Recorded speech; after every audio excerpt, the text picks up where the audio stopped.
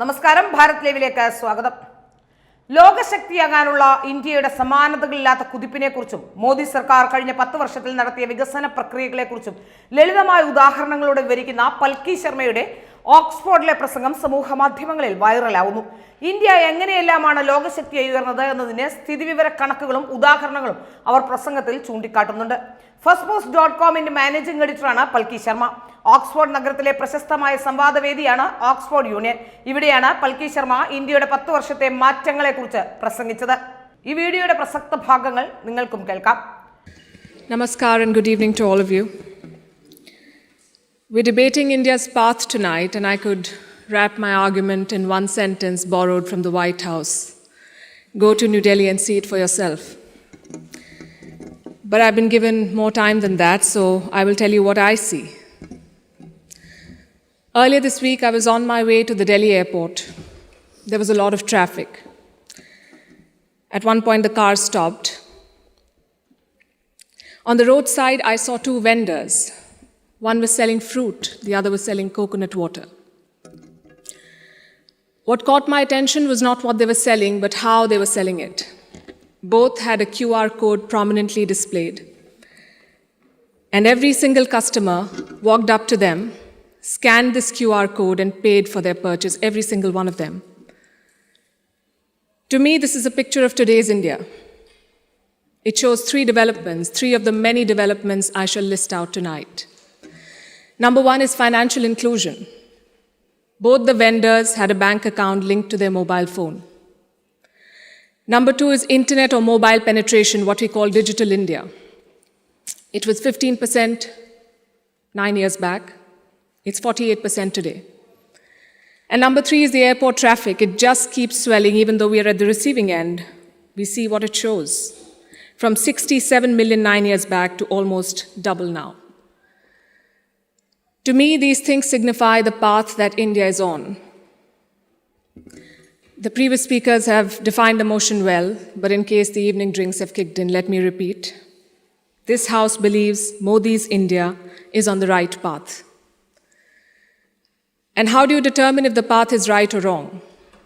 You look at numbers, data, surveys, reports. I shall refer to all of these as I make my arguments. But I also want to dwell on something that's more personal, more important, I think, yet unquantifiable. I'm talking about the experience of living in today's India. പ്രധാനമന്ത്രി നരേന്ദ്രമോദിയും ഈ video പങ്കുവച്ച് പൽക്കി ശർമ്മയെ അഭിനന്ദിക്കാനെത്തി. 10 വർഷത്തെ മോദി ഭരണത്തിൽ എങ്ങനെയെല്ലാമാണ് India മാറിയതെന്ന് പൽക്കി Sharma എല്ലാവർക്കും മനസ്സിലാകുന്ന ലളിതമായ ഭാഷയിലാണ് വിവരിച്ചത്. I have lived in many Indias. The weary India where exciting policies and positions were abandoned. The self-doubting India where decisions were taken based on global opinion. And today a more confident India where the world comes for leadership and inspiration.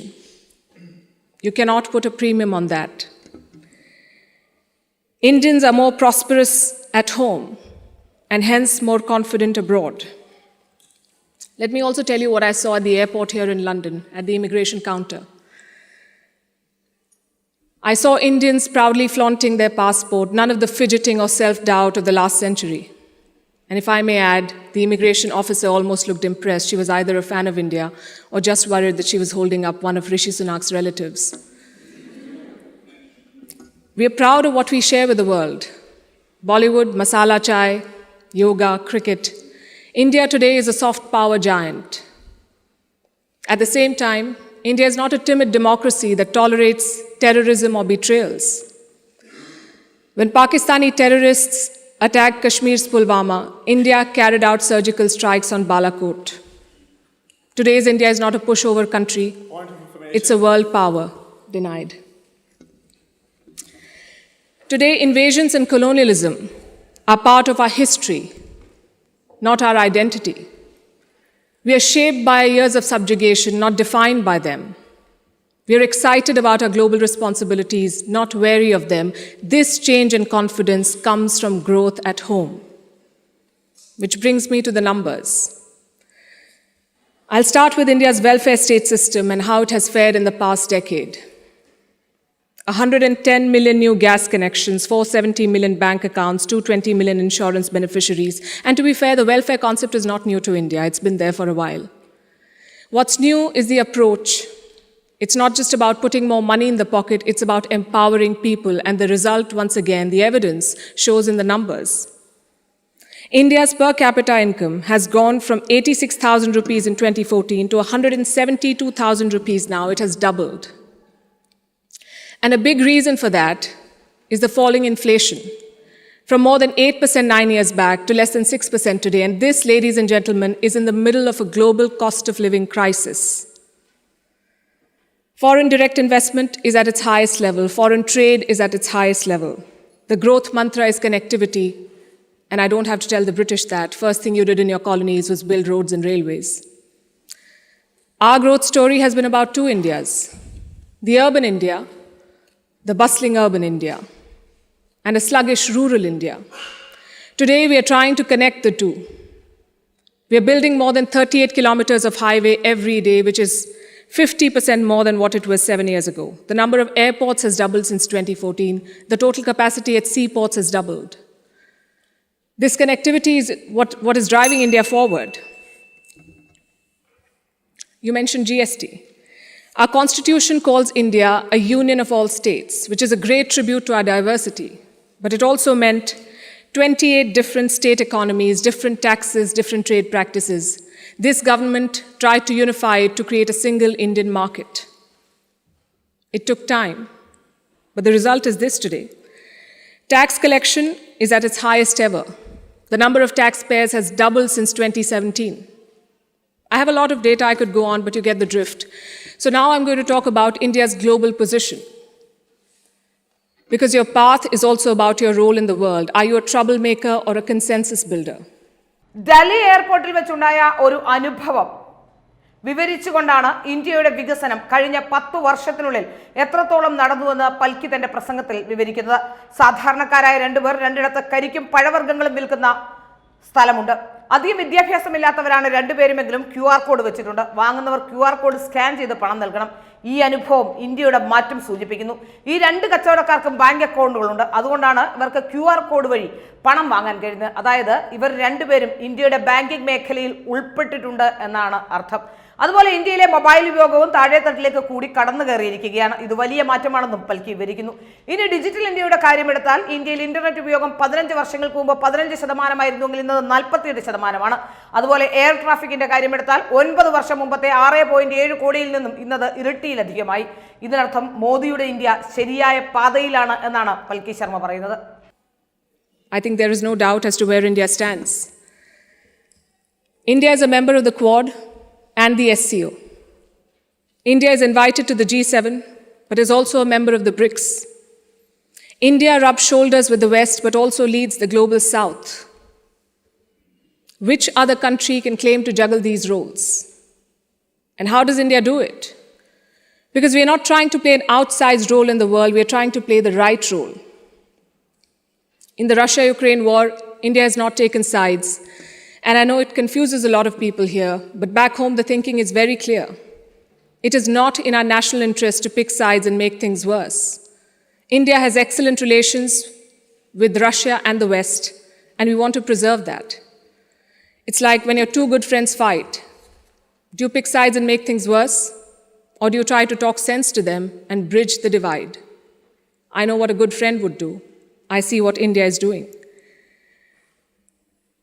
India has always been, or always tried, to be a part of the solution, not the problem. Look at our neighborhood policy. When Sri Lanka was sinking, India provided assistance worth $4 billion, no strings attached, no grudges held, for Colombo's proximity with China. A lot of people say that India is losing control of South Asia. I say South Asia was never India's to control. New Delhi is building relations based on mutual respect and equality, and the results show beyond government interactions. Countries like Nepal and Bhutan are using India's online payment systems. Students from the neighborhood come to India for training, grants, and scholarships. This government has aced what we call Buddhist diplomacy. It is leveraging India's position as a cradle of Buddhism. All these initiatives have made India popular. The world stands with us against Chinese expansionism. The global south looks up to us for leadership. The global north looks up to us for partnership. I think that's the hallmark of great diplomacy and statecraft, when you're loved and respected in all quarters. More importantly, when you're trusted in all quarters.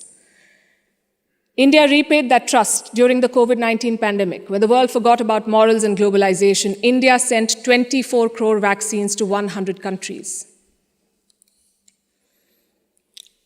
And you saw the result of that in Papua New Guinea. When Prime Minister Modi landed there, their Prime Minister touched his feet. This was not a personal gesture to a leader. This was a vote of thanks to the entire country. ലണ്ടനിലെ immigration കൗണ്ടറിലെ Indian പാസ്പോർട്ടുമായി വരുന്ന പല ഇന്ത്യക്കാരെയും ഞാൻ കണ്ടിട്ടുണ്ട്. ആവേശകരമായ നയങ്ങളും സ്ഥാനങ്ങളും ഉപേക്ഷിച്ചിരുന്ന ഒരു India, സ്വയം സംശയിച്ചിരുന്ന ഒരു ഇന്ത്യ, ആഗോള അഭിപ്രായങ്ങൾ അടിസ്ഥാനമാക്കി തീരുമാനങ്ങൾ എടുത്തിരുന്ന ഇന്ത്യ. എന്നാൽ ഇന്ന് ഇന്ത്യയിലേക്ക് ലോകം നേതൃത്വത്തിനും പ്രചോദനത്തിനും വേണ്ടി ഉറ്റുനോക്കുകയാണ്.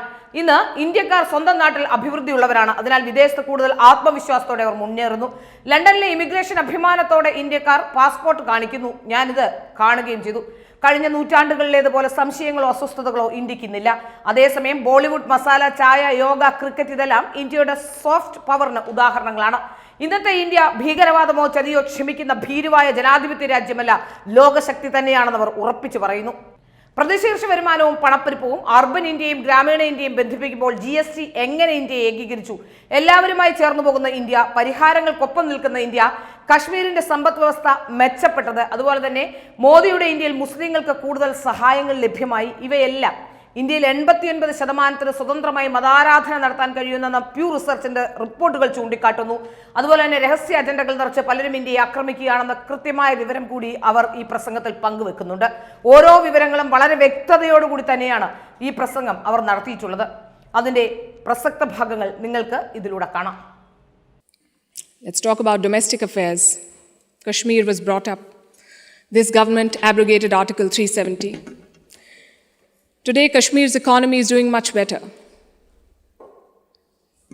1.8 crore tourists visited the valley in the last year.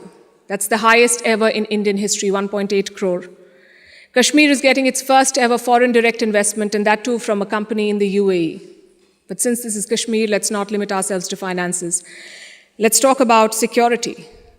Terror attacks in the valley have almost halved in the last few years. The numbers are staring in your face. Security is better, economy is better, Kashmir is better. Plus, we have corrected a historical wrong imposed on India.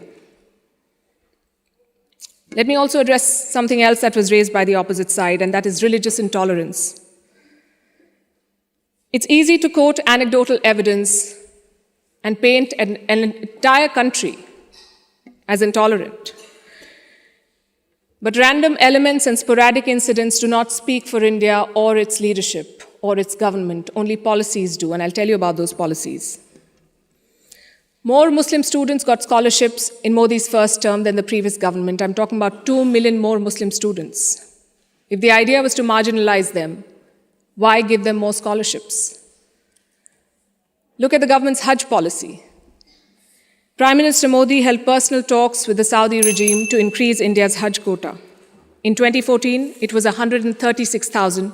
By 2019, it was more than 200,000. Again, if the idea was to marginalize Muslims, why increase the Hajj quota? This government abolished triple talaq. Would you call it reform or repression? Let me also tell you what a Pew study found in 2021. It runs counter to every argument that will be made here tonight. It found that 89% of all Muslims and Christians in India say they're free to practice their religion. I'll repeat, 89% of all surveyed Muslims and Christians.